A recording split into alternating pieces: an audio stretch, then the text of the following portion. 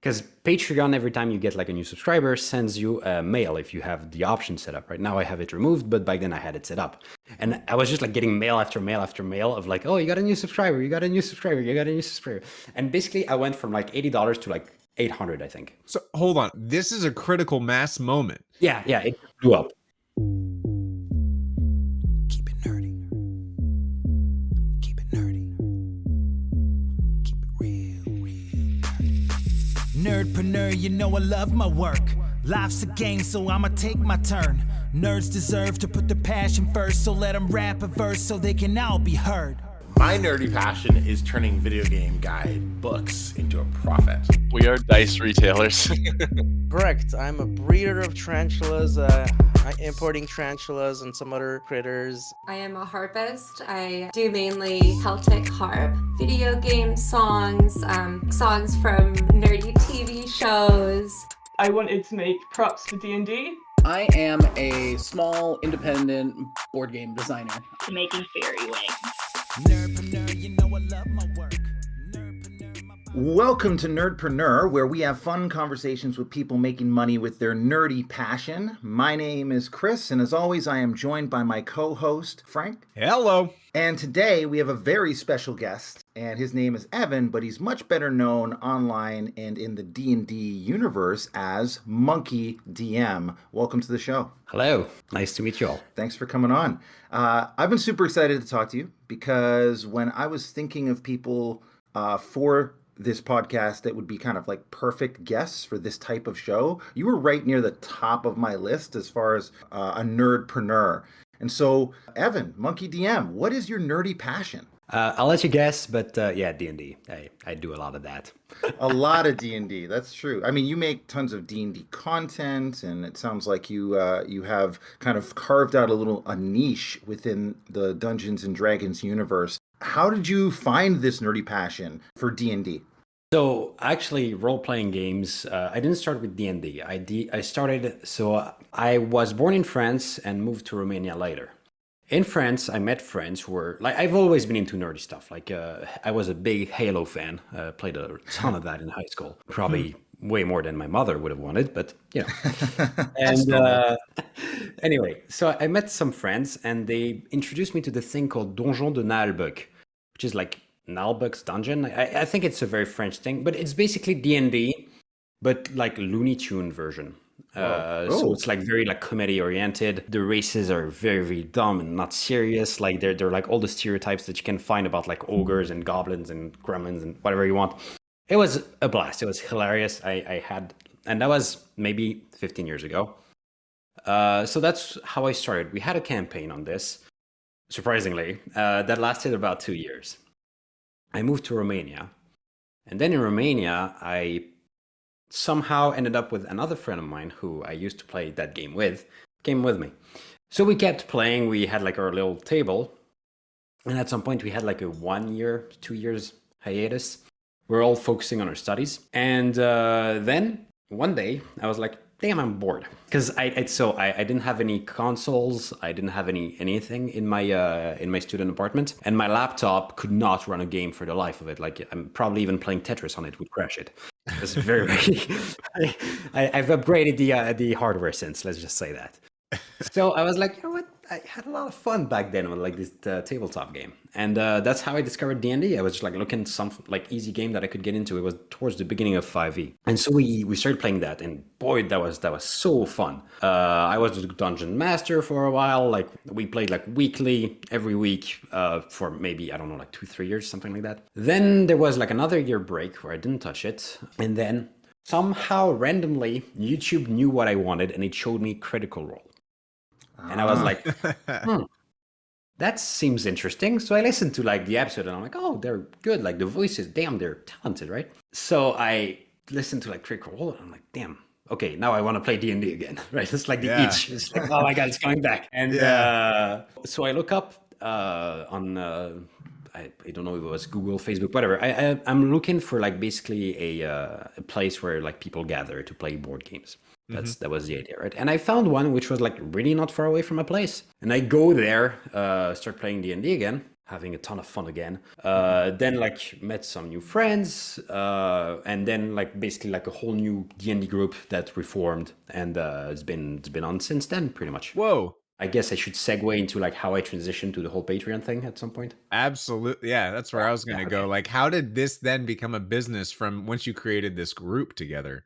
So I'm already impressed because you were able to create a weekly D&D group for 2 years. That's like already a difficult thing for people to have going on. Just playing regularly is an accomplishment. Yeah.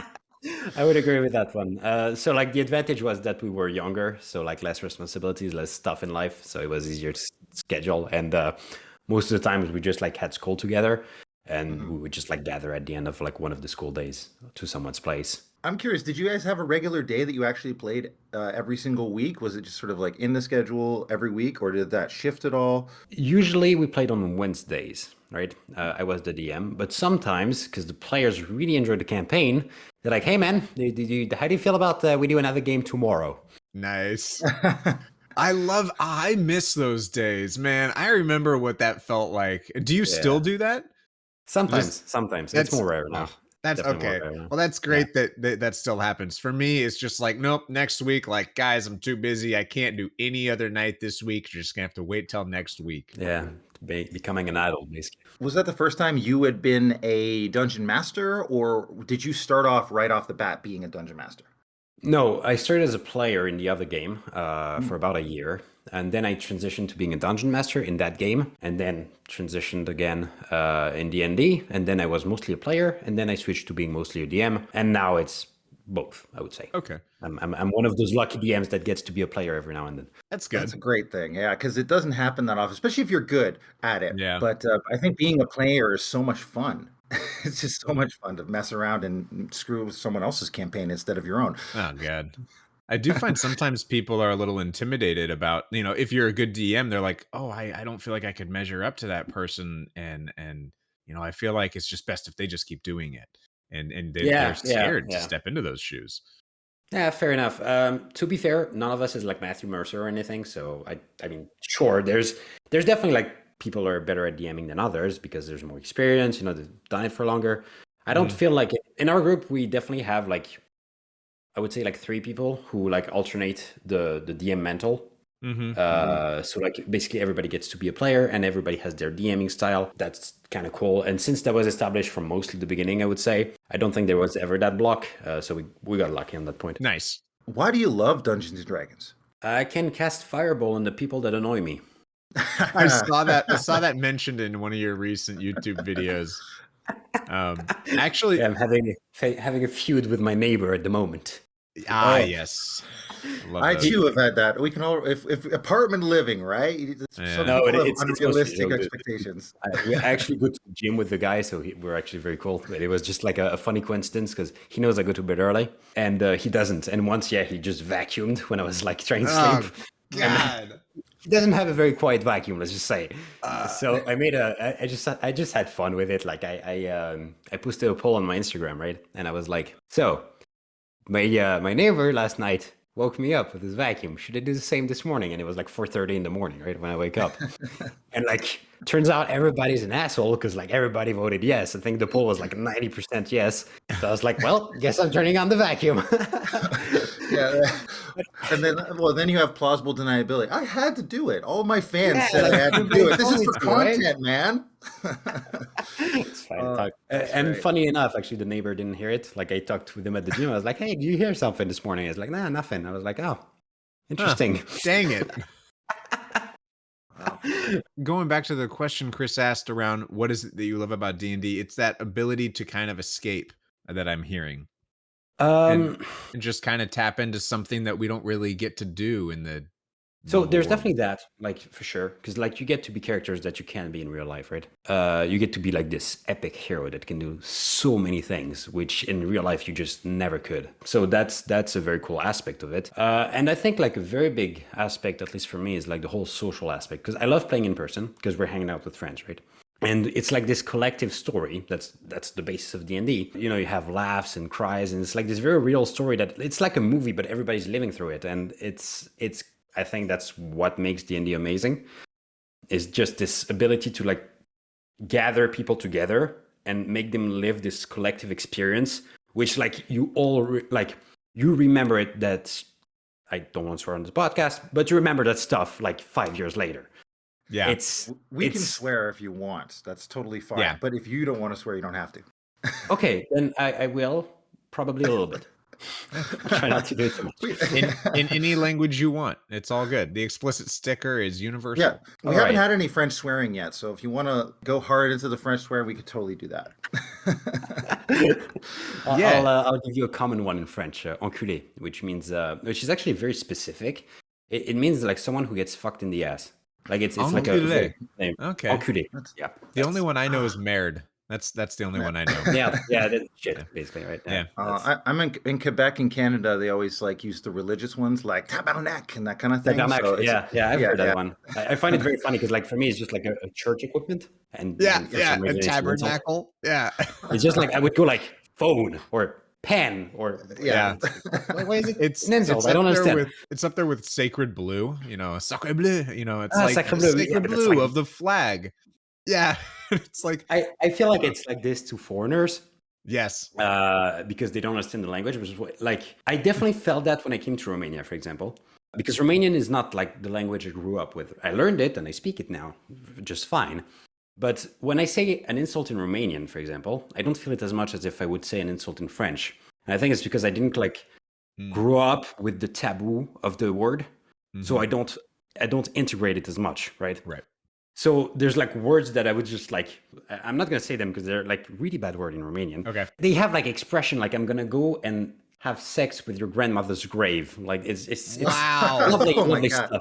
Oh yeah, That's they're deep. flavorful in Romanian. Well, I would say these things and I don't, like now I kind of do, but like I wouldn't get like the, like, oh, why is it so bad to say something like this, right? And I would just like say it in front of other Romanian people and you would see like the reaction, they're like noticeably bothered, right? And I'm just not, because I don't get why it's so bothersome to them. When you grew up with the taboo and when you didn't, and that's like where the difference lies. I have a couple friends that it wasn't Romania. It was a country over there that starts with an L.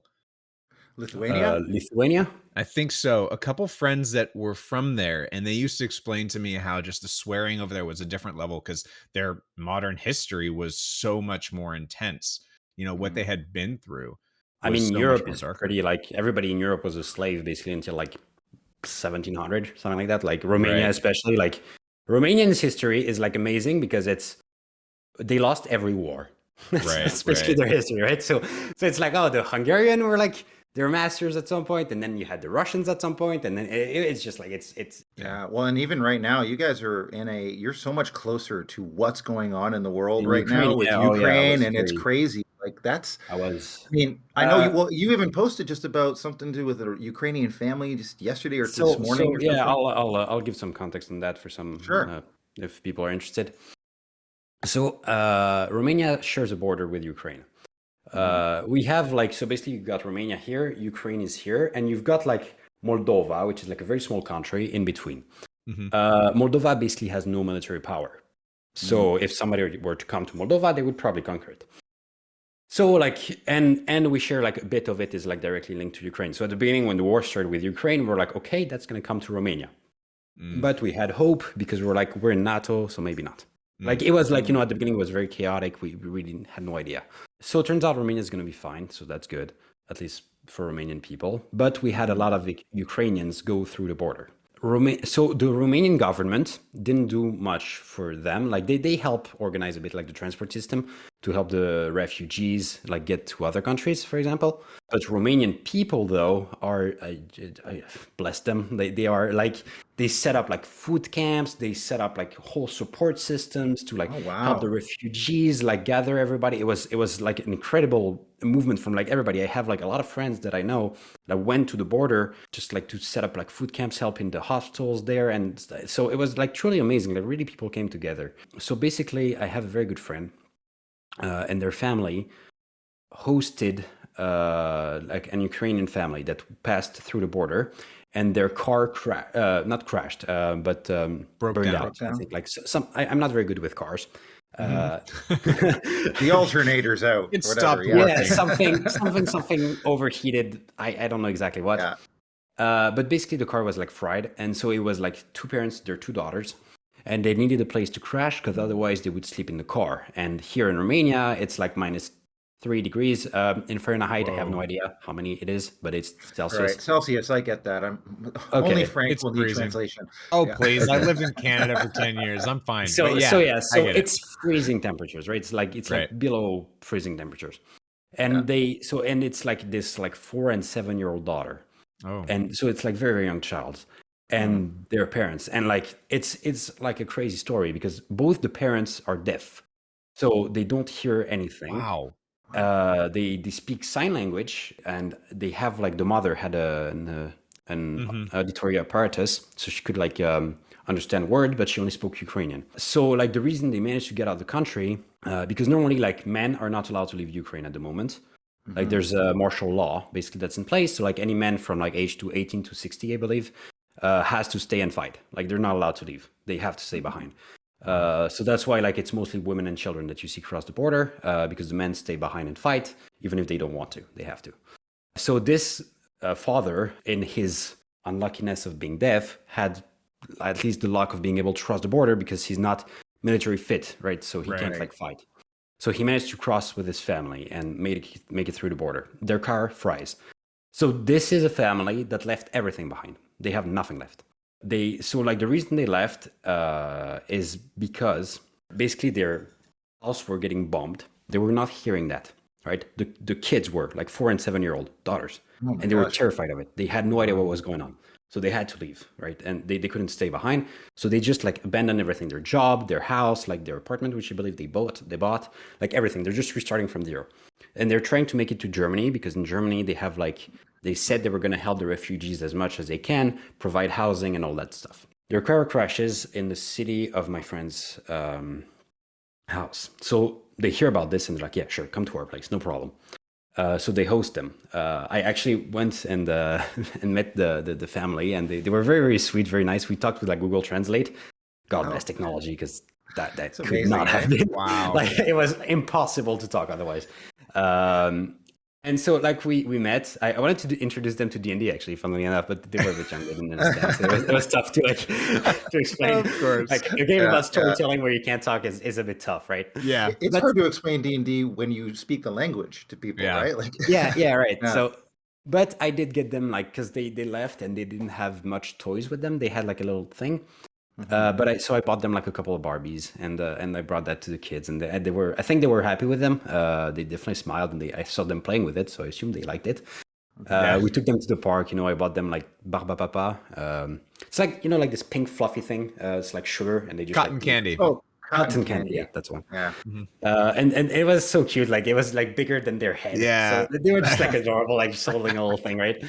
And so like it really felt nice because we're like truly helping these people, right? And so like we helped them. We got their car set back on and put them back on their way. And now they're in Germany. They found a house and they're doing well. They sent us a picture with the kids.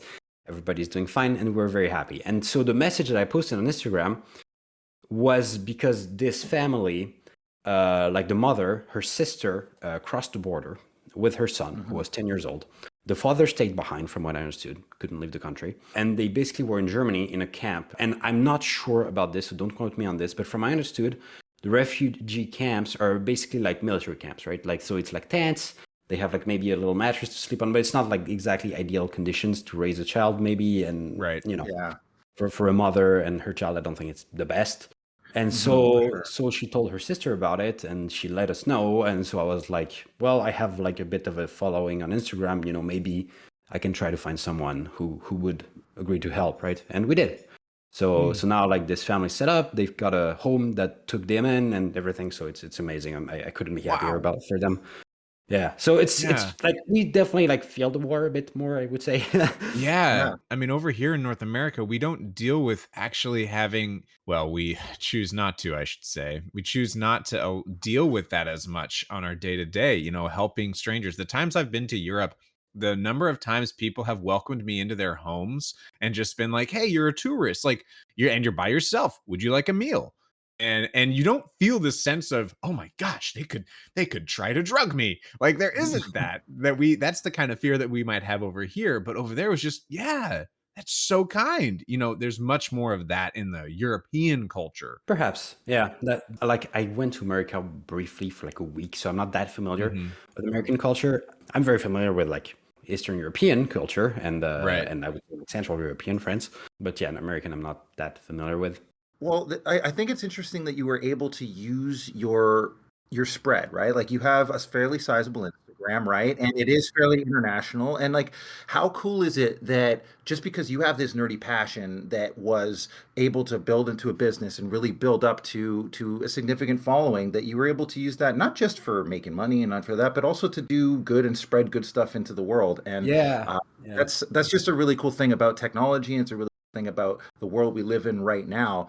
The fact that we can actually make a difference in some way, even though it's maybe small or maybe have a little bit of impact, I think that is a really cool thing that the internet has brought, is that these senses of community that you get to create become meaningful and have impact outside of just the niche that you're in. Yeah, for So sure. Like I definitely felt it that day when because I had like multiple people text me like, "Hey, maybe I can try to help and stuff." And thank you to everyone that came forward, by the way, if you listen to this. And like one person was just like, "Yeah, I can go pick him up. It's all right. I got like my wife and my 2 kids, and we can host them as well." And I was like, "Dude, that would be amazing. Like, Wow. it would be fantastic, That right?" is- wow.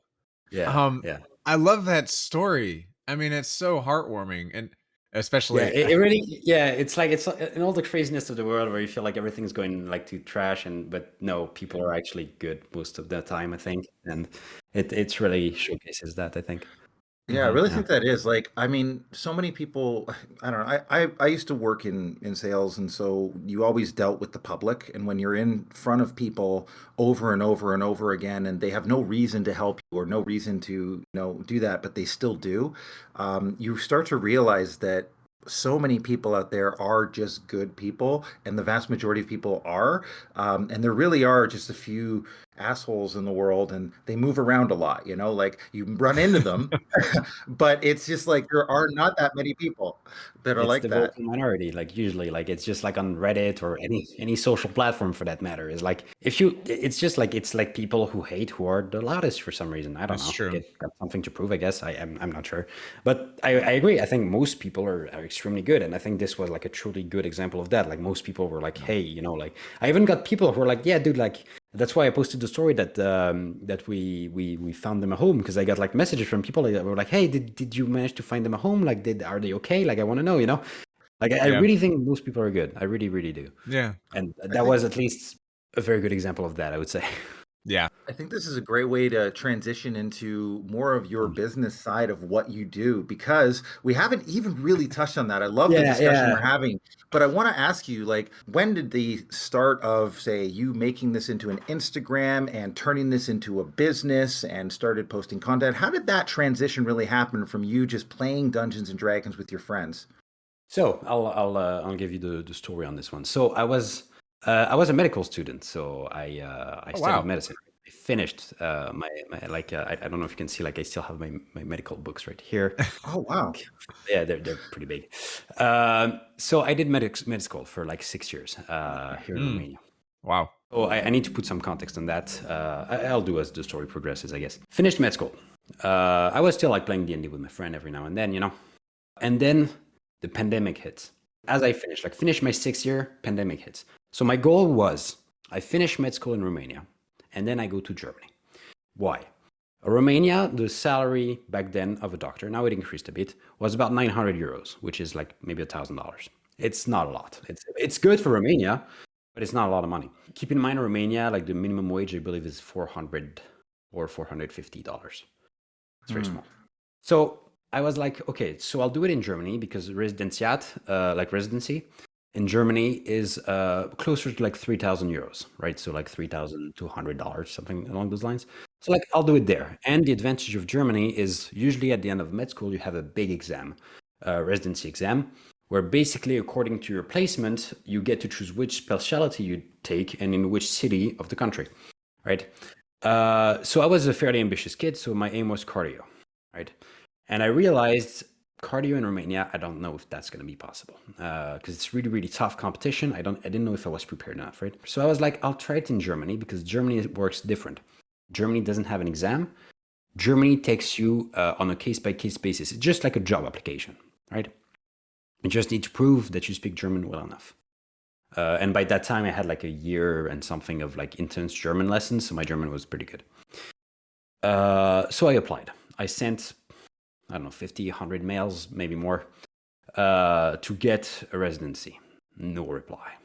Or only negative replies, basically, right? That was as the pandemic hit, and I learned they were not accepting like because at the beginning of the pandemic, nobody knew what was going on. So I don't think they were ready to take on the responsibility of like a foreign student. But to be fair, maybe my file was just not good enough. Like, who knows? But it all came back negative, basically, right? So I was like, fuck. I was like, I did 6 years of med school, and I'm not going to do anything with my life. That is not good. So that kept me up at night. I slept. I couldn't manage to like sleep 3 hours a night. I was just like the panic, the sheer panic of having wasted my life was bad. I don't know if anyone can relate to that. Yeah, like the pandemic. So we do that. So I'm like, fuck, like it's over. You know, like I fucking wasted education. I'm not gonna do anything. Oh man. You know, and I was like, okay, calm down, Evan. Like you'll find something. And at the time, I was frequenting quite a bit Reddit, and I was usually a lot on like Unearthed Arcana, which is Reddit for homebrew content. Right? Yes. And there I saw like a couple of dudes. I saw Kibbles Tasty, and I saw Spectre Creation, the arena guy, his name is. And they were making like $1,000 a month. And I think in the case of Kibble, it was like $2,000. And I was like, that's good money, man. I was like especially for me in Romania, I was like, oh dude, that's pretty decent. Like maybe I could like, you know, like make maybe 100 or 2, and that would be like a nice supplemental income in case of something, right? So I started doing that. Well, first month I didn't make any money, so that was that. But you know, like at some point I started it also because I enjoyed it and it distracted me from my thoughts. So I was just like, you know, I'll do that, and then in the meantime I'll prepare for the Romanian exam for medicine. So I got myself busy, basically. I was studying medicine and I was producing homebrew content in the hopes of maybe monetizing it. I set up the Patreon and everything, blah, blah, blah. And then like second month rolls around and I'm like $20, I think, or something. So not very much money, let's just say. But I remember like, it's so funny how things change because now I make $20. I'm like, oh, that's nice, you know. But like back then I was just like so ecstatic. I remember it's like going to my friends like, look, man, like I got a subscriber, like somebody agreed to pay me $1 a month. That's insane. It's also from your passion, right? It's like, wow, I could actually make money doing this thing I like doing. Yeah, That's exactly. cool. Like that, like the first dollar, it's like the proof, right? It's like people are actually willing to pay money for this. People want this, yeah. Yeah. And I was like, okay, man, I got something there, you know? And I remember like telling my dad about it, and he was like, son, what are you doing? And you're like, selling it. Like, what's Yeah, parents aren't always on board with our initial plans to make money. Well, I mean, to be fair, I don't blame them because, like, when they made like $20 in a month, they're like, you know, maybe consider other options. Just saying, you didn't. Maybe keep going on the medicine path, son. Yeah, exactly. Like, I'm gonna not be a doctor. I am gonna go do D&D content. That would have been a difficult conversation. But like, it was never my goal to be like full-time D&D content. Like at first, it was always like side income and like I'll do medicine, right? That was the idea because medicine is a lot more reliable than D&D, or should be. And so I was like, okay, well, $20. I'm happy with that. Nice. Like I'm pumped about it. Then next month rolls around and I think I go to like $80 or something. So like quadruple my income. And I'm like, oh God, you know, it's good money, man. So I was really, really thrilled because like basically till then what I had been doing was just like giving people free shit and having that same stuff on my Patreon, and with like a little bit of like additional extra content, like exclusives that people would pay for. But that was like the main idea. But all of this was like working towards like a compendium where I would like amalgamate everything together and shove it to the people. And so I did that. And so I like, you know, get my content together and I released my first compendium, the Northern Light compendium. And it worked. It bloody worked. I remember I was in a field. It was like a Slovak village, basically, right? It was like a whole event. It was like really nice in nature, whatever. I was like glued to my phone because Patreon, every time you get like a new subscriber, sends you a mail if you have the option set up. Right now I have it removed, but back then I had it set up. And I was just like getting mail after mail after mail of like, oh, you got a new subscriber, you got a new subscriber, you got a new subscriber. And basically I went from like $80 to like 800, I think. So hold on. This is a critical mass moment. Yeah, it blew up. Yeah, you put together a compendium, which, and looking at your Patreon, it looks like these compendiums are everything that you had created for that month. So back then it was like 3 months of work, like the first one. Okay, gotcha. Even now I have like 2 different compendiums types. I have ones that I make in 1 month, which are called compendiums, and I have ones which take usually like 2 months, 2 months and a half to make, which are called tomes, which are like larger books for like the adept tier, right? Like the highest tier I have on my. So it sounds like people were drawn to the convenience that you offered with this, because at first people were getting the content that you were making and they appreciated it, but it would be all over the internet, all over your Patreon. But then you started to compile it into these compendiums, and it sounds like, and I'd love to hear what your thoughts are, it sounds like people loved that convenience and that ease of access. What do you think that was part of it, or is there something else that you think really created that skyrocket? I think there's more to it. I'll tell you what I think happened. So I can tell you I think there's more to it. Why? Because now, so to be fair, now there's more people doing it. So the market is more saturated. So it's harder to stand out, of course. But there's people doing compendiums, right? But it doesn't work that well. Why? So me, I'm a big believer in the thank you economy. I don't know if you ever heard this concept, Gary Vee. Can you elaborate? Okay. So the idea is like you just like flood people with free stuff for a long time. And then they're like, oh my God, this is so much free stuff. Like, how can I repay you for all this stuff you've given me, right?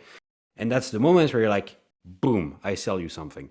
And I think the compendium was that, because like back until then, I basically like, I just had like a little link at the bottom of my Reddit post for like, hey, I have a Patreon, by the way. But it was not a hard sell, right? At all. Right. But then the compendium came around and then it was like, boom, hard sell, right? I just like, I gave you all this free stuff for like a very, very long time. Hopefully by now you're thankful. If you're not, that's fine as well. I'll keep doing free stuff anyway.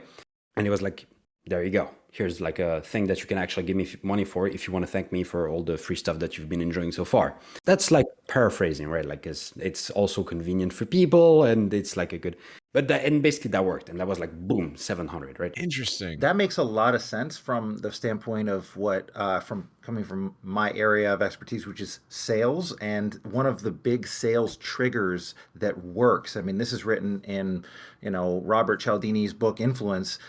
The first chapter, I believe, is called reciprocation. It's like an inevitable thing that if you give something away to people for free for a while, they do start to feel an obligation to find a way to pay it back in some way, whether that be in dollars or giving you other free stuff or support or service or following or whatever it is. So I think that's so interesting because a lot of people don't think that way when they're starting a business. The idea of like doing this for free. That's why I always say, if you're going to start a business, you should be doing a business that you would do for free. Because if you aren't willing to do it for free for a while, or if you're not willing to give away what you're doing for free and just do it for the process, you're probably not going to get to that tipping point that you're talking about where you've created enough goodwill where people want to come in and support you.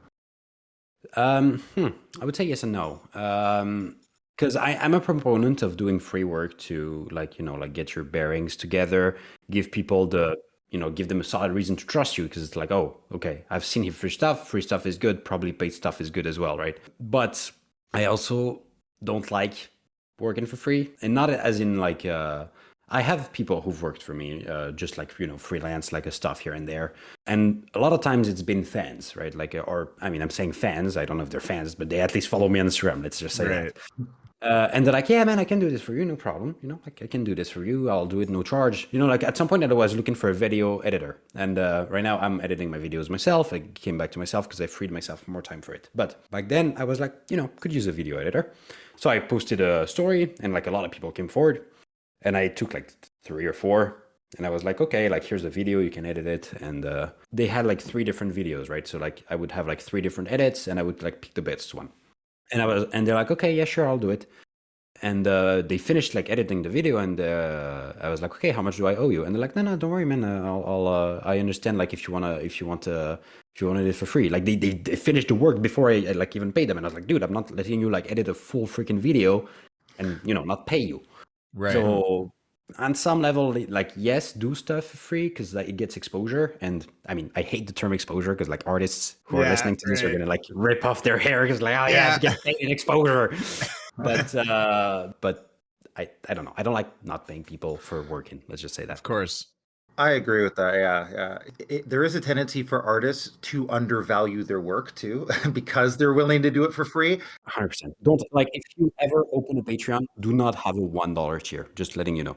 Your work, you've put work in it. Your work is not worth $1. It's worth more than that. Do not have a $1 tier. And think of it mathematically. If your lowest tier is like $3, like mine, for example, it's already 3 times the value. And like the difficulty of entry between $1 and $3 is the same for people. So don't have a $1 tier. Just don't do it, okay? If they're willing to pay $1, they're probably fine with 3. Yeah, exactly. That's the thing. Even my $3 tier, I'm like considering removing it because now I have so much content on my Patreon. It doesn't make sense to have it. For $3, you just get like so much more value. But it's now I have like hindsight. Hindsight, exactly. Thank you. To like see this and be like, yeah, okay, it's not worth $3. But back then, even for me, because I had a $1 tier at some point, and then I had like other friends who were doing Patreon who were like, yeah, dude, remove that thing. It's hurting you in the long term. And I was like, they're making more money than me, so probably they know a thing I don't. I'll listen to them. But yeah, don't have a $1 tier. Just don't do it. That's really good advice, actually. That's something that, where we are right now in this project, this Nerdpreneur podcast, that's advice that we probably needed to hear. Yeah, no, like just think about it. Like you really think like something you worked maybe hours on is worth $1, really? Like probably not. I want to talk. I have so many questions along the lines of that story and building it. You're talking about the day where you all of a sudden went from like 0 to say 800, and that was an important day, right? Yeah. Now you still had a day job, right, or a thing that you were doing for money regularly. No, that's why I was terrified. You didn't, because I was a med student. I had nothing, right, and that's why I couldn't sleep at night. That's why I was like studying or working and doing nothing else because my thoughts wouldn't allow me. So it was like this very, very stressful time because I was like, I don't have a job. Beside medicine, I don't know how to do jack shit, and I was like, I need to do something in my life, man. And when I had that 700 like that just like popped up over a month, I was just, like the relief I felt because I was like, oh my god, I have a salary, I can pay rent, I can pay food, I can pay everything now. It's fine. And this was around lockdown time too, right? So you're not really allowed to leave. There's that added stress. No, I was very lucky because I don't have family in Romania. My family is in France. I couldn't go back to France because lockdown. So I was not allowed to leave France the country. was very closed off, yeah. Yeah, and on top of that, I even if I wanted to, I probably shouldn't have because as it was like this whole like shitstorm that just like kind of came my way. It was like, so medicine like didn't work out. Like I couldn't find a job. I got an appendicitis as the pandemic hit, as they were putting the restriction measures. Oh my gosh! So I was gonna have to go back at like an empty apartment alone after a surgery where I could like barely walk. I was like so messed up, but like luckily for me, like a friend took me in their house with their family, and that's the family actually that also helped the Ukrainian family. They're like the tremendously good people. Like they are angels. They are some of the nicest people I've ever met in my life. They are amazing. Yeah, there's those people in life that are just you look back and it's like, wow, these people really were the grace of the universe coming to you. Time, and that's so great, and that they were like that. I was blown away. I still am to this day, especially when I saw what they did with the refugees and they're helping, and they don't have a lot of money saved up. And I offered to help them because they had a car accident, and nobody was injured, just the car. Right. And I was like, if you want, I can pay for the reparation of the car or something. And they're like, no, we're fine. Don't worry about it. Like, go do your thing. It's all right. And I'm like, dude, like, You're just looking for that chance to, pay it and back. they're just not giving it to me, man. Interesting. Those are some good lessons, I find. I mean, it's those moments. It was a learning moment for me to realize, you know what? This is the universe saying money is not the way to pay it back. The way to pay it back to people like this are to actually give like your love and your attention and your time and your energy and quality time with these people is, and that's really hard for some people to wrap their heads around. It was hard for me to wrap my head around that. I want to pay it back, and they don't seem to want money. What do they want? What are they giving me? Oh, what they're giving me is their idea of love and kindness. They probably want that in return. the grace of some humans, like, it really makes a difference in people's lives, right? I remember being in my business the first year running it ever and being so broke and like 3 months behind rent in my home rent, and then I had an office I was paying for that I had basically struggled to pay every single month, bouncing a check and then finding money 24 hours later to pay it back, and like finding ways to do that. And I was doing that for like 6 months, and finally I just had reached the edge of my rope in March, similar, like, yeah, this month actually, but many years ago. And I had no money left except for the cash I had on me. And I remember the landlord having to call him and just being like, "Oh, can we meet?" And I sat down with him, and he said, "Well, you're a good tenant. I like that you're young, you're hustling, you're trying to get everything done. What's it going to take to get you through this rough patch?" And I said, "I don't know. What can you give?" I didn't give him an answer. It's important when you're in sales, just like ask them to give the first offer. Because I expected him maybe to let me slide this month a little bit. But he actually was like, "Well, you got like 6 months left in your lease. What if I knock your rent down from $1,400 a month to $800 a month for the next 6 months?" How much are you paying in rent? Yeah. Yeah, don't get us started on rent, man. Don't get us started on that. This was my landlord for my commercial business, right? So this was a business rent. So this is and I was like 22 at the time too. I really didn't know Lord, a Chris. thing about what I was getting into or what I was doing, and I was making a lot of mistakes. I've never heard this. So but he said to me, I'll never forget him. His name was Aldo De Felice, and he was like a saint in that moment to me, because he not only knocked down my rent for $600 less, he did it for 6 months just to kind of let me get through this rough patch.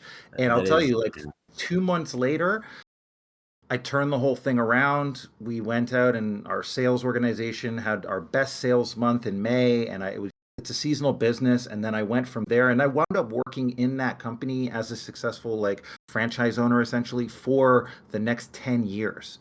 And if that guy had not given me that little moment of grace and that little bit of a chance, that break in that moment, I wouldn't have been the person I am today. I wouldn't have gone in that path, and so much of my life would have been different. I really 100%, because it was exactly my experience with these people. Like they gave me a roof, they gave me food, and I could like focus 100% on medicine and the business, and that ended up working out amazingly.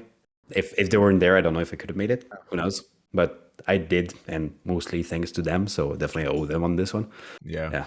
So Chris and I don't really, this is not our full-time job. As I understand it is for you, which is congratulations, by the way. Thank you.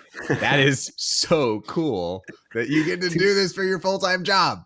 To be fair, it's easier to do in Romania because like the average money that you need for a living is a lot lower than in the US. So at $500 a month, it's enough to make a living, and like a pretty decent one.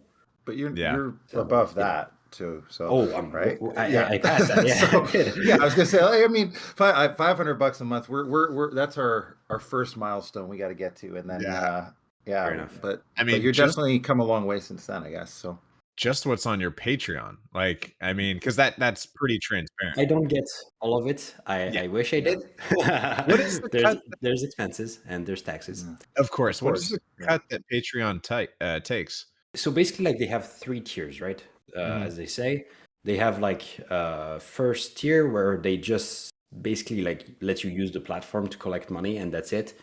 So I don't think you can like customize the kind of posts that you do. Like you have very limited options, basically, right? And that's so they say they take 5%, but there's actually more. I can detail more on my tier because that's the one I know best, of course. Then there's the tier I'm on, which they say is 8%, which allows you to make custom posts. You get access to your analytics and all of that. That's 8%. And then they have like another tier where they say it's 12%. And what it allows you to do is if you have associates and other people working with you on the Patreon, that allows you to basically connect multiple people to handle the account. I'm assuming so not everybody has access to the finances. I'm not exactly sure. I'm not interested in it since I work mainly alone. So solopreneur, yeah. It started like this. Now I have people helping me on various stuff, but not on the Patreon, let's say.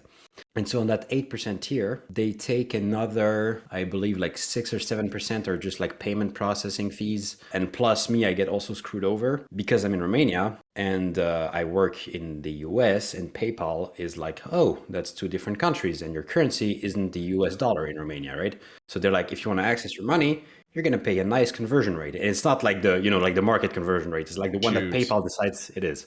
Yeah, So PayPal's is not great for anyone. no, Like, no. So for that reason, I switched to Payoneer. But even them, like if I want to withdraw any money, it's like a 2% commission. So like there's like like it's like little percentages here and there, and they just everyone takes a piece, right? Everybody, exactly. Everybody takes a piece, and then there's like I have a website as well which I need to maintain. There's like people that help me, which I pay. So I don't like all of that money isn't mine. Of course. But I definitely make certainly more than enough to live comfortably. I cannot deny that. But that's really good to know for anyone who is wanting to reach the level that you're at, and that there are these costs associated with, especially in a different country.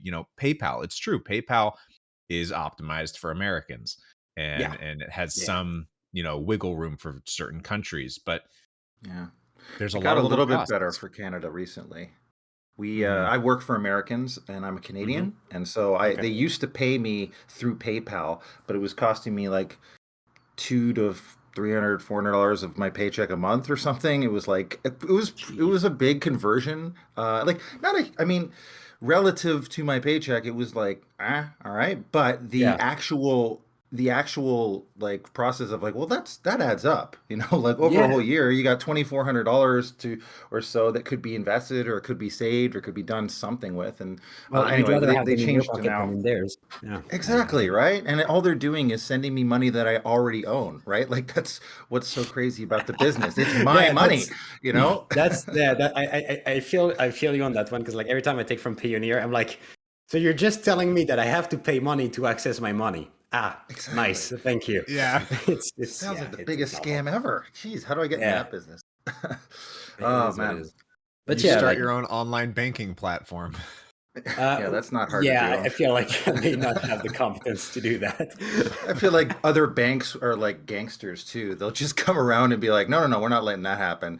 Hey, give us your money. Come on.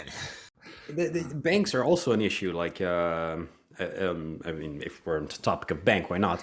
When I opened my firm in Romania, because that's where I live, my nationality is French, right? But I live in Romania. I've been living here for like the past 8 years. It's basically my home now. Like I have all my friends here. Like I'm just so used to being here. And I wanted to open a business account, right? Because I'm like, I'm making a bit of money. I probably should open a business and make that thing legal so I don't go to jail or something. So I go to like a notar, like a notary. It's a notary. Yeah. So he helps me open the firm and everything. And then I need a business account, right? A bank account of the business. I'm like, okay, I'll go to like the main bank of Romania, which is Banca Transilvania. And I'm like, so I just show up. And I'm like, hey, because that was my bank at the time, because that's when I first arrived to Romania. That was like the bank I used, right? For like a personal account. I go and I'm like, hey, I'd like to open a business. And they're like, well, if you want to open a business, you need to be Romanian. I'm like, well, that's an issue because I'm not, like, my nationality says I'm not Romanian. Like, I have a residency permit, but I'm not nationality, I'm not Romanian. They're like, well, you can't open an account. Like, you'll need a Romanian associate then. And I'm like, well, that's also an issue because I work alone. Oh, man. So I was like, that sounds so funny. Like, you need a Romanian associate. So basically, like they put like all of those like barriers in the way, and then so I went to another bank which is called ING, and I was like, hey, I'd like to open a business account, and he's like, what's your name? And I'm like, this, and I just explained like the whole situation that I just went through, and it's like, yeah, it's no worries, man, just come back in an hour, I'll do the papers. And I was like, okay, I guess I'm with this bank now. So whoa. So yeah, for people, was it that simple? Really? Just like this other bank was like, yeah. Dude, he like filled out some paperwork, and like 30 minutes later, I was out and I had a business. Wow. So very few people change their bank account in their lifetime, though. Like that's what's so interesting. Like I read a stat about how basically if you set an account when you're a kid, 90 or 80% of people never switch banks. And banks is one of those weird businesses where there's not a lot of like conscious competition. People just kind of surrender to the fact that they have their money somewhere and they stick with it forever until there is such a huge issue like, oh, I'm starting a business or this, and they start to get into actually using bank services. And then that's where they can lose people like that. But that's like the main, like if you want to run a business, like any business, usually customer acquisition is the most expensive part compared to customer maintenance. Because if you have like a decent product, and I mean like this for any business, be it D&D, be it like shirts, be it whatever you want to sell.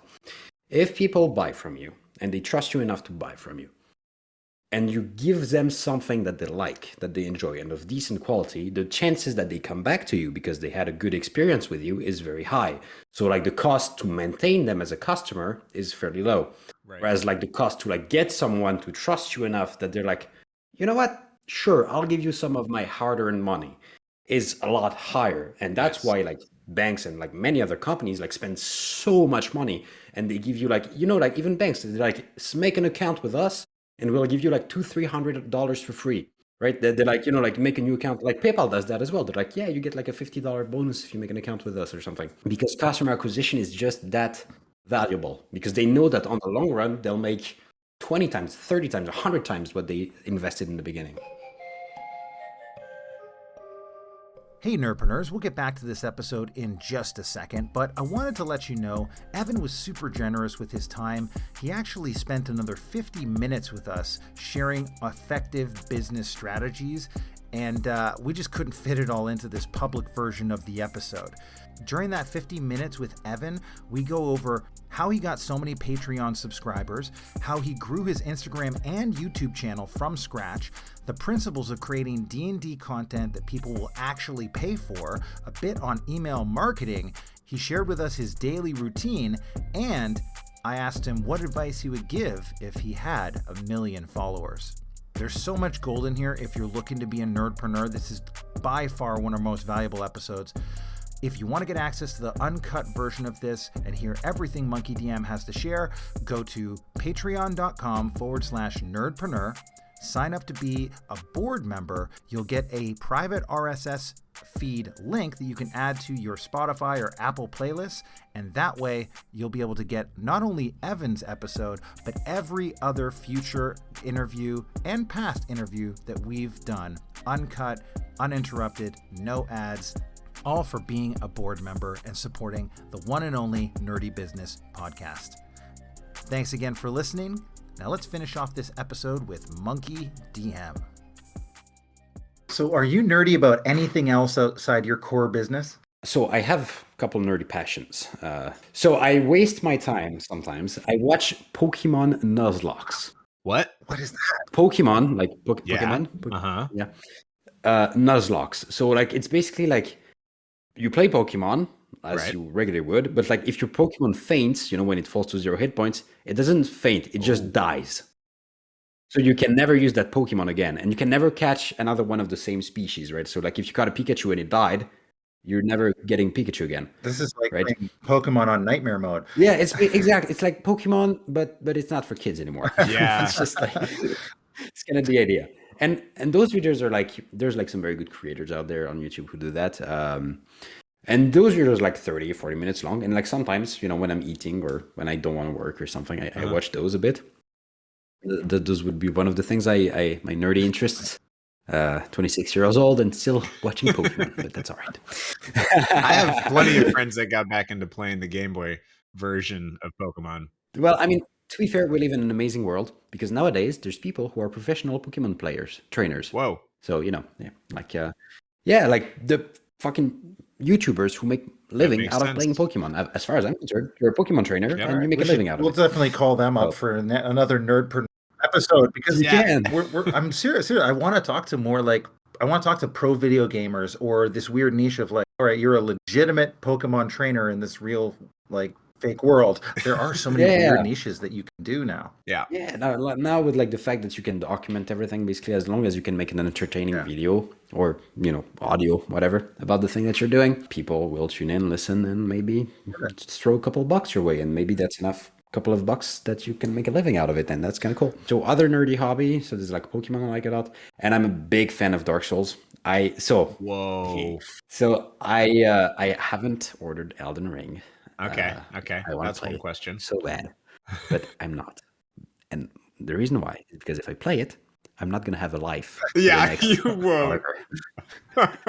and I'm not gonna do anything else. I know myself. I've played video games before. What happens is I get the game. I play like 60 hours in like 2 days, even though it's not possible. I play like every waking hour of my time needs to be played. So because I know I have this fault in me, that's why I have a Mac, because I can't play video games on a bloody Mac. They're not powerful enough. That's why I don't have a console, because I can't play video games this way. So this way I like don't like waste my time and like die just like play video games, because I know I would fucking love it. That's a productivity tool right there. Just don't have the system powerful enough to play the games, and you won't waste your time. Yeah, like that's literally how I built it. It's like, because I knew, like, I last time I had a computer I could play video games on, I can tell you that was not a productive time at all. So I got that out of my life, and that's why I'm on Mac. That's like one of the main reasons I'm on Mac. It's not because I like the hardware so much or something. It's just I can't play video games on it. I feel the same way with snack food. I can control my wallet. I can't control my cravings. So if I buy any of the snack food and it's in my house, I will eat it. So I stop myself at the grocery store. So when I'm hungry, I'm looking around. I'm like, shit, all I got is celery.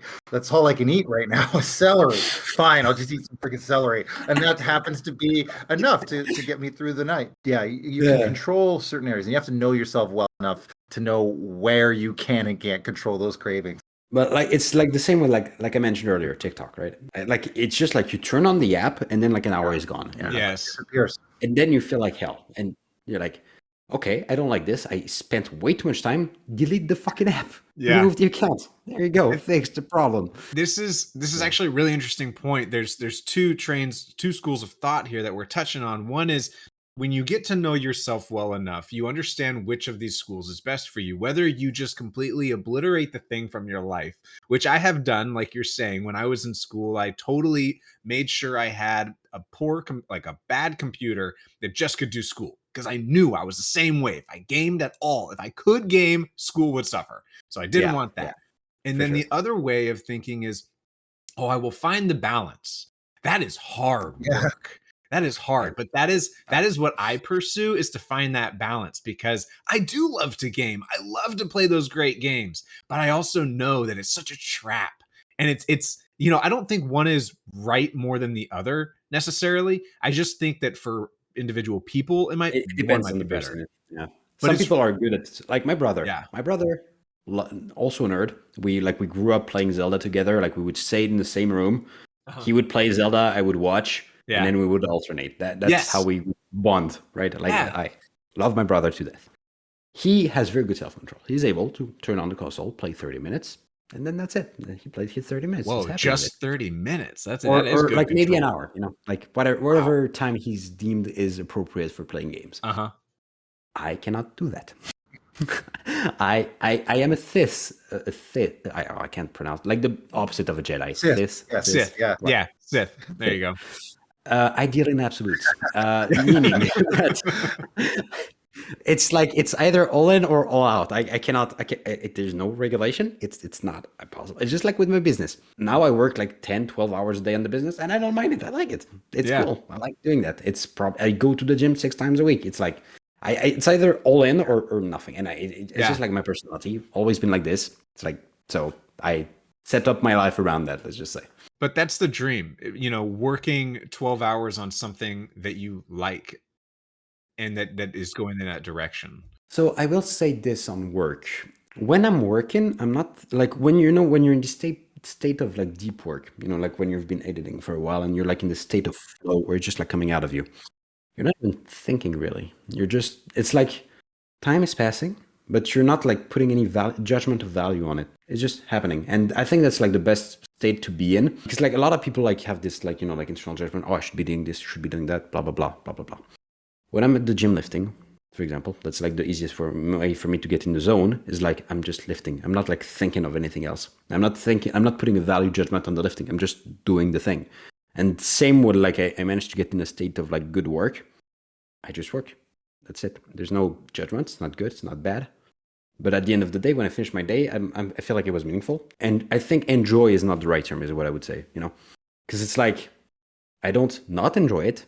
It's not like I enjoy it either. It just happens. It's like this very flowing kind of thing, where there's no judgment, there's no thinking happening. It's just the work. And I think that's where I'm at my most satisfied, I would say. I love that.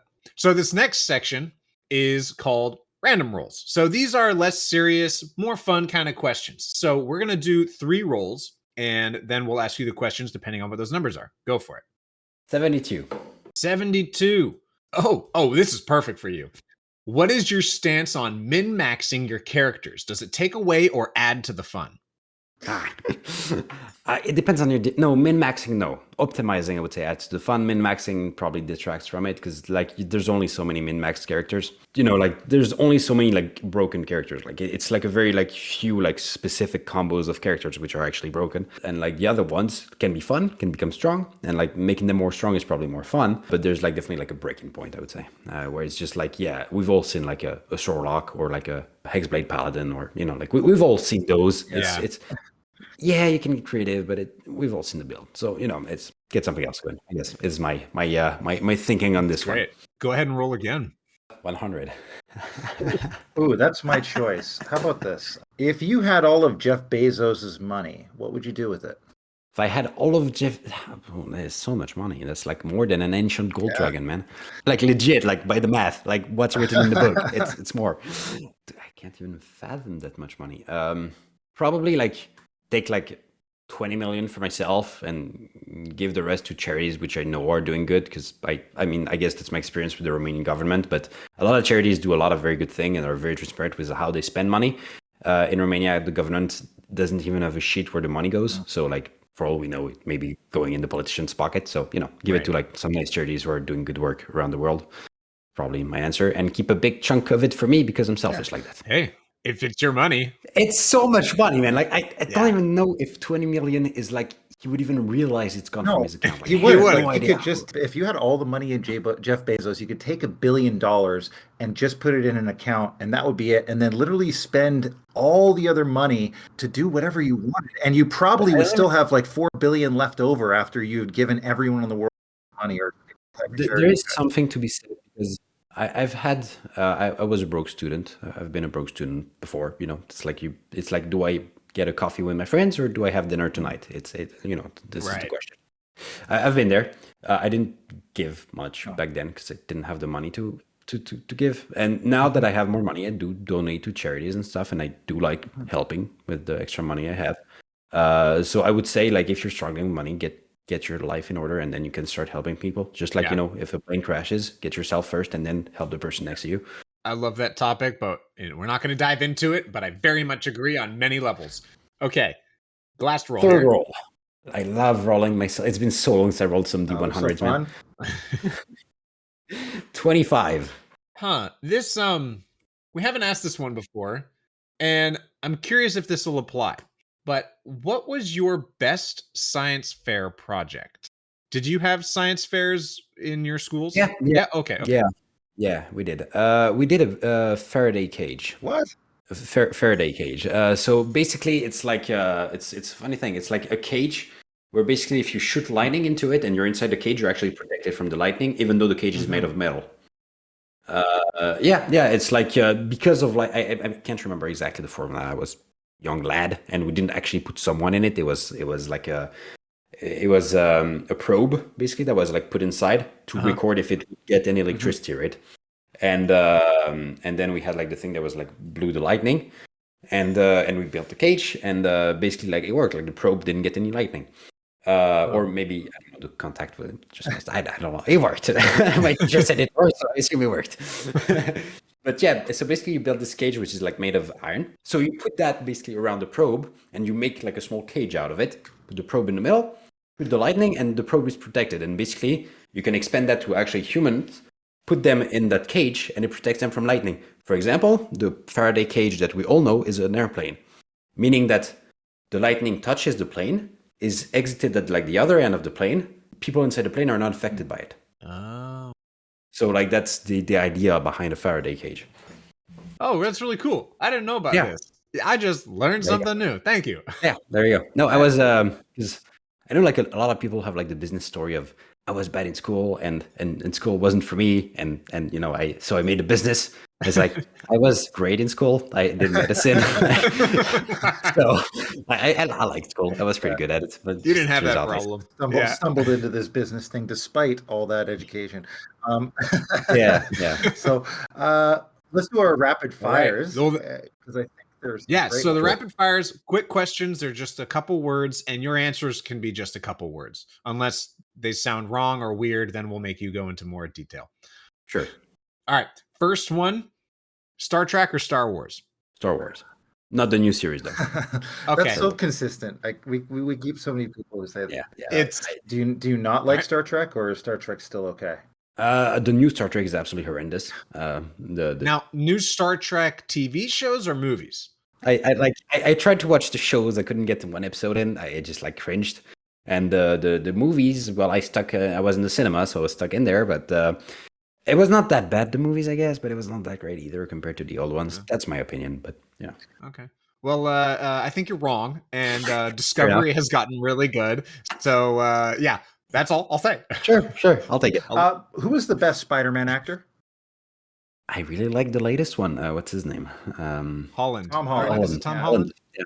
Holland. I like him. I feel like he's young Spider-Man. Like he definitely gets the vibe. I didn't watch the latest one, like the multiverse, like the Far From like Home? all three. Yeah. I want to watch it. I haven't had the opportunity yet. What are your 3 favorite pizza toppings? I like chorizo. Mm-hmm. Chorizo. I'm not Chorizo, sure how yeah, you pronounce it in No, English. that's right. Olives go great on pizza. And then mushrooms. Let's just go with mushrooms. Mushrooms are a great topping. I am curious about one thing because we talked to someone and they said that in Romania, corn on pizza is a thing. Is that? Yeah, it is. I hate it. Okay, all right. I just wanted to. You want to know? So I'll tell you a little quick tangent on Romanian pizza. So tomato sauce is expensive. So usually they don't use tomato sauce; they use ketchup. First of all, big red flag, right? Or they put a bit of tomato sauce, but then they use like sauces next to the pizza, which they dip the pizza in instead of like just eating like regular pizza. They dip the pizza in sauce. I don't like doing that. I hate that they do that, but they don't put enough sauce in their pizza, so sometimes you have to do it. I'm not a particularly big fan of it, but now I found a Napolitan pizza in town. It's great. I only take pizza from there. And they sometimes put corn because, I don't know, they're the spawns of Satan or something. I'm glad to hear that was real, but yeah. Yeah, they fall in the chaotic evil spectrum. In that vein, would you prefer to use orcs or gnolls in your adventure? I prefer orcs because there are more humans. Like gnolls, if you use gnolls, they're purely monsters. With orcs, you can do more fun, messed up stuff to your players because I'm a big fan of dark fantasy and making people think twice on their action. So orcs. Nice. Yeah. How many cats is too many cats? 1. Cool. Okay. Laser tag or paintball? Never tried paintball, so I'll go laser tag. But I heard it's awesome, so I really want to try it one day. I'm in that boat. And then the last one on my end, are you a fan of hot weather or cold weather? I like both, actually, as a matter of fact. Cold weather, because sometimes it's nice and cozy to snuggle inside. So I'll say cold weather when you have an inside to go to, because, obviously. Yes. Warm weather is nice, but I sweat. So, that's not so nice, I guess. Mm-hmm. Yep. I like warm weather, though, because you can go to the beach, and I like cold weather because skiing is something I did when I was growing up. I was very lucky to have the chance to do that. And it's I can even do backflips now. Hey, but I love skiing, so I like cold weather for the snow. And because let's be honest, Romanian cities are not very pretty. It's like old Sovietic bloc; they look ugly as hell. And when everything is covered in snow, it looks a lot nicer. And we have a lot of snow here, so that's something I like about it. My last one, I think, will be: what would be your zombie apocalypse weapon of choice? I did not think that one through before the interview. I'll let you know that much. Zombie. So I remember watching a video a long time ago that it was better to have an axe than a gun. Because it was a lot harder to find, especially here, we don't have guns, to find ammo and stuff. So I guess an axe is nice. Or otherwise, I'll just take a couple of tactical nukes and just wipe the planet out. And maybe that'll stop the apocalypse, I guess. I feel like those are hanging around a lot more in the Eastern Europe than they are in Canada. Yeah, we have a couple around here. Yeah, we definitely do. We do too. Yeah, America. Yeah. In the US, we have maybe a couple more. I would say actually. I always thought Canada would be awful for an apocalypse. We have no guns. We'd just be taking our hockey sticks and hockey skates and trying to kill people with that or knock off heads with that. I feel like the zombies would be like extremely, like especially if it's winter, like the zombie would be like very slow in the snow and stuff. That is the benefit. I actually always think that we should make a Canadian zombie movie because it would be very different circumstances as soon as winter hits, because there would be zombies wandering through the snow. But also, if you're wandering through the snow, you might step on a zombie, which would be a totally other terrifying side to it. Is just like I feel like, I don't know. It's like the whole like the physiology behind zombies is very strange because like if it's that cold outside and like zombies are barely ever clothed, right? So like they would just freeze. They don't have internal heat to produce. True. They would just like freeze. There's no way. Yeah. Right? Also, the prairies, like the vast tracts of land in Canada where there's you nothing. can see them for miles. Yeah, like, that's true. Just set yourself up there, and if they come, I don't know, just ride a moose into the distance behind you. Nice one. That's a good Canadian stereotype. I very, very stereotyped view from a very ignorant person. Yeah, that's right. Okay. A moose. We love that kind of stereotype. Isn't that how you guys go to work? Like that's what I heard. Well, yeah. Once I get outside of my igloo, I wind up. I have to tie my moose up. Let me. Well, where can people find you, MonkeyDM? How can we support you? Where can people find you and potentially even support you? Okay, so I'm getting plenty of support at the moment, but if you want some cool DnD stuff that's free, you can go on r/MonkeyDM. It's on Reddit r/MonkeyDM. All my free stuff is there. It's very easy to sort. Go on my website, monkeydm.com. There's like free adventures, free homebrew monsters. Right now we're having an encounter generator that's been created, where you can like generate encounters by like the generated specifically for your party level and everything with all the free stuff. So like it's quite helpful. Wow. Yeah, if you want to introduce someone like a loved one or a friend or a family member, we've got one-on-one adventures all for free. So like feel free to go get those stuff. And I have a Patreon, but get the free stuff first and get a touch for yourself. See if you like it. I actually need those one-on-one adventures. My girlfriend, she wants to learn so she can interact with the kids that she teaches that are fans of it. I didn't know that was a thing. I'm so excited to check that out It's now. free on my website. It's called Workshop of Wondrous War Machines, I believe. Oh, nice. I love alliteration. It's a bit Eberron-ish, but it's a one-on-one adventure. It's very nice. You get a little robot buddy, and I like it. It's a fun adventure. Perfect. So cool. Oh, and your social media handles. Oh, right. I have YouTube, MonkeyDM, and I have Instagram, MonkeyDM. And I have TikTok, MonkeyDM, but delete TikTok from your phone. Probably do yourself some good.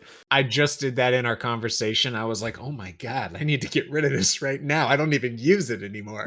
Yeah. How did you come up with MonkeyDM? Is that? It's actually it's a double layer thing. Had a partner who called me Monkey a lot. So that was one of the reasons. Another one is my family name is Mascaro. And I'm an MD. Like a medical doctor, right? So MDM, MonkeyDM. Wow. So layers. I love that. Oh my gosh. And also, like DM as a dungeon master. So it was like... So it's totally synchronous. It works together. That's awesome. Yeah, and people like monkeys, so... I love that. Well, thanks so much, Evan. We appreciate you. And for everybody listening, keep it nerdy.